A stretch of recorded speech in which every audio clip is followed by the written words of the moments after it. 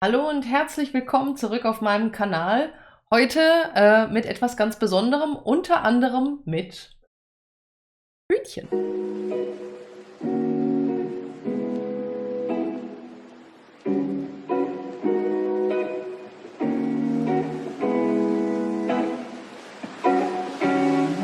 Ja, ich bin zurück, heute mit Co-Moderatorin. Darf ich vorstellen, das hier ist Chica. Chica ist bald 4 Jahre schon alt und sie lebt hier zusammen mit 5 anderen Hühnchen auf unserem kleinen Bauernhof.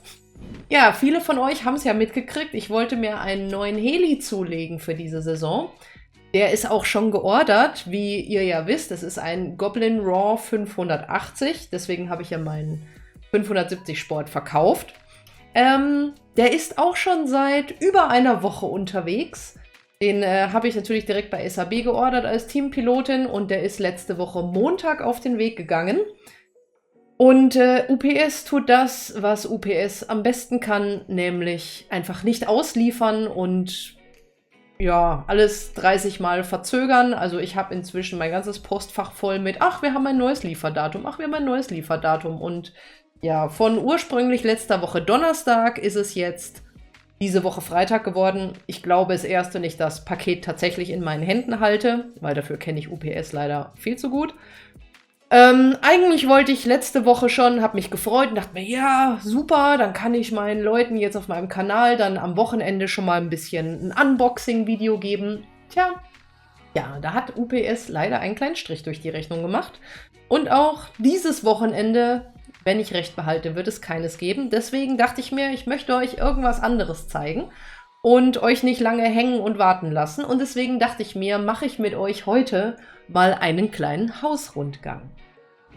Bevor ihr euch jetzt wundert, denn ich euch in die tiefsten Tiefen des Kaninchenbaus, aka unserer Baustelle, entführe und ihr einen Schock kriegt und sagt, um Gottes Willen, was ist da passiert, wollte ich euch ein bisschen was dazu erklären.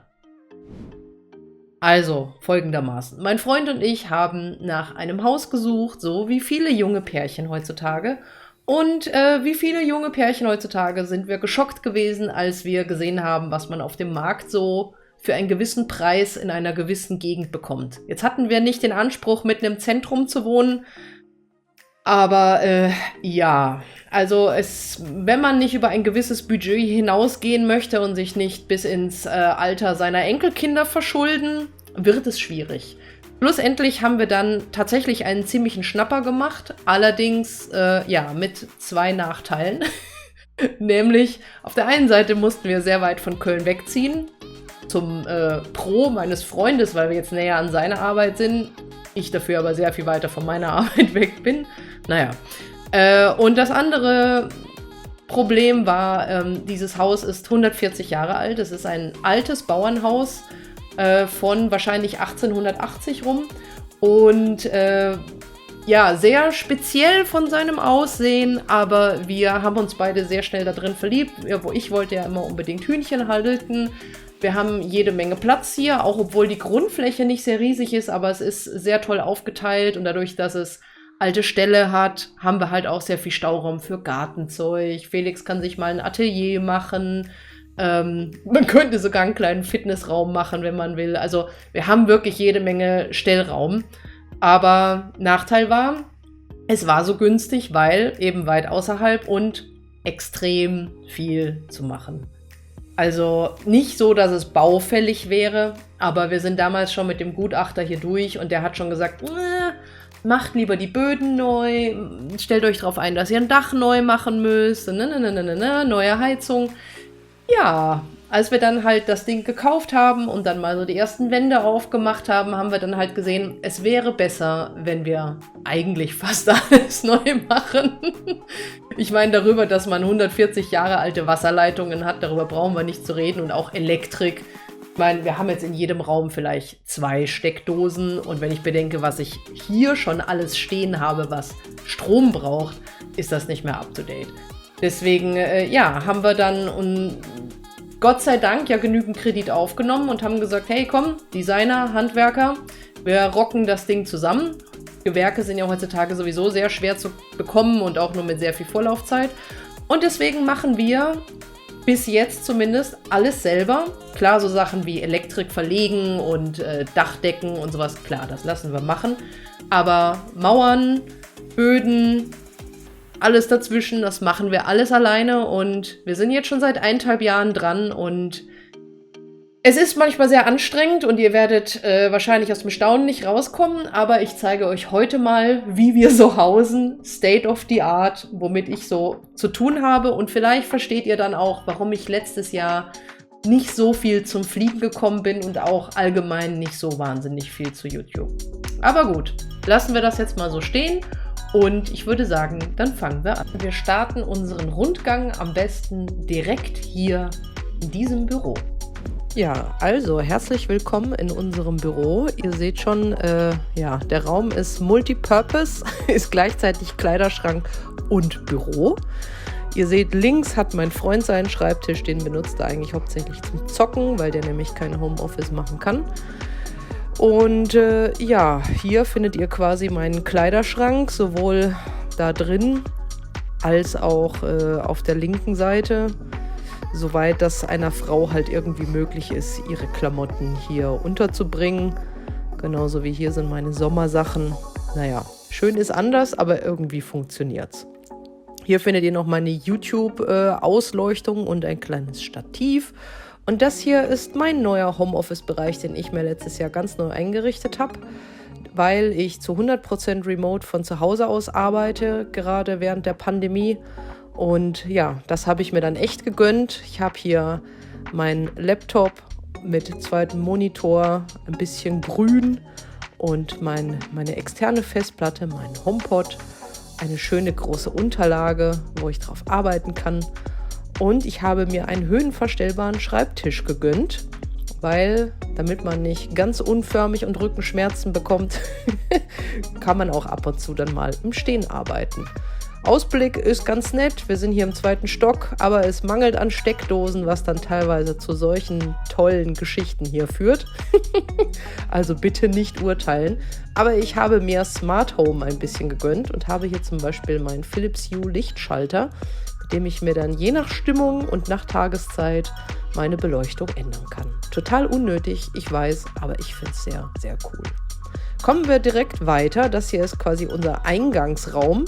Da hängen unsere Jacken und wie ihr sehen könnt, ist hier auch eine Tür. Das ist die Schlafzimmertür, die nicht mehr gehalten hat und sie verdeckt unsere Mindmap mit allem, was wir hier in der Baustelle noch so zu tun haben, was wir wann machen, wo wir Gewerke brauchen, wo was dazugehört. Und ihr seht schon, es ist sehr, sehr viel. Am besten, man schaut da nicht so häufig drauf. Links ist das Büro, rechts ist unser Schlafzimmer und das Schlafzimmer besteht eigentlich auch fast nur aus Bett, aus weiteren Kommoden, in denen mein Freund seine Klamotten drin hat und auch hier natürlich wieder mit schlauem Licht, klar, und mit dem ganzen Stolz meines Freundes, seinem Fernseher und auch wieder mit exzellenter Kabelführung, wie ihr sehen könnt. Auch hier sind wir im 2. Stock, wir haben es uns versucht ein bisschen gemütlich zu machen, mit Aussicht aufs Grüne, aufs Dorf- und Landleben und auch hier natürlich wieder ein bisschen smarte Beleuchtung.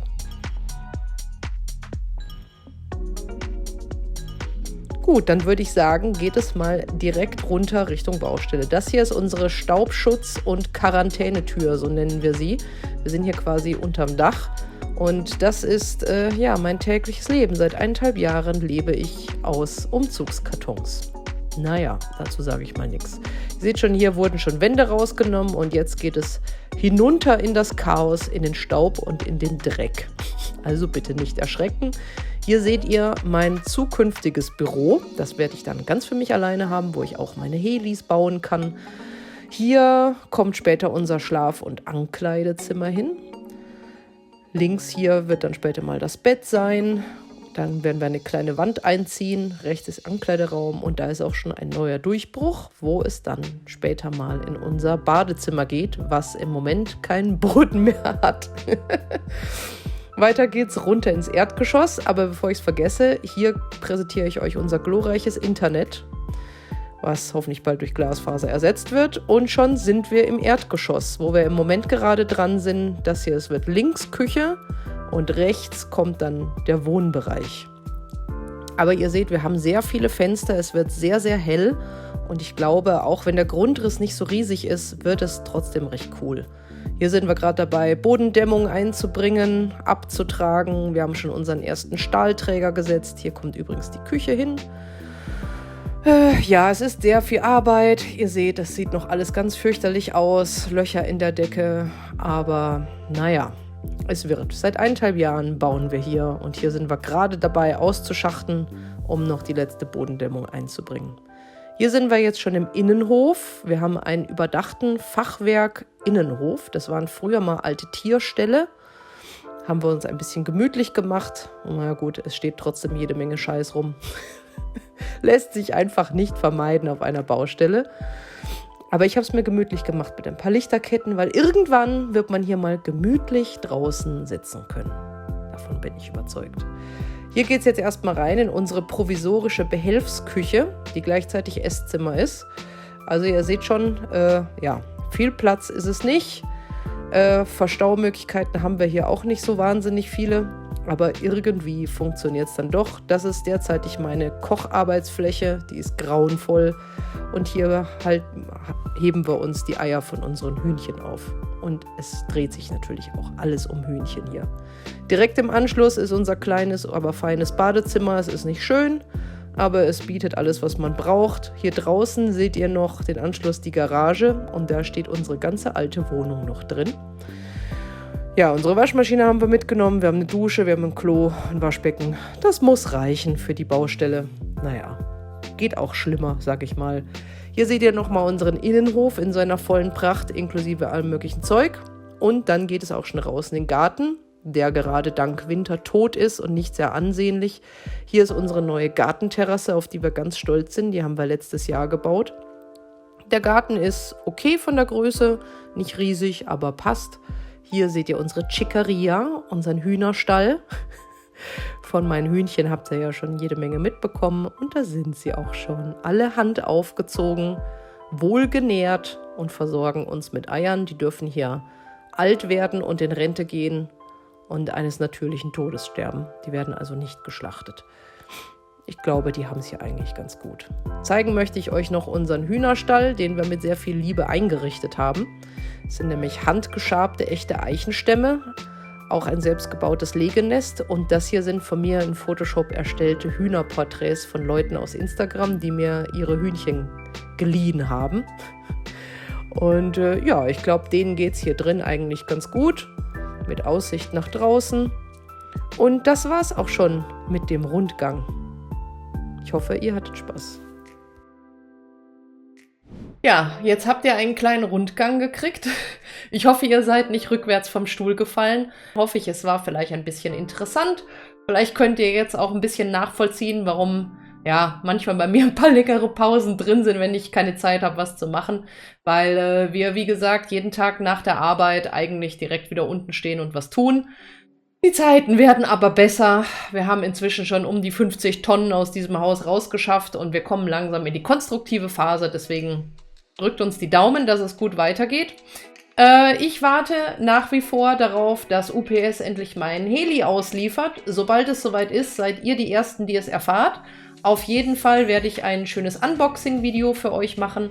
Und ja, sobald der Heli dann zusammengebaut ist, werden wir dann mal gucken, wie der sich so fliegt. Bis dahin bleibt gespannt. Freut mich, dass ihr wieder dabei wart. Und wir zwei sagen bis zum nächsten Mal.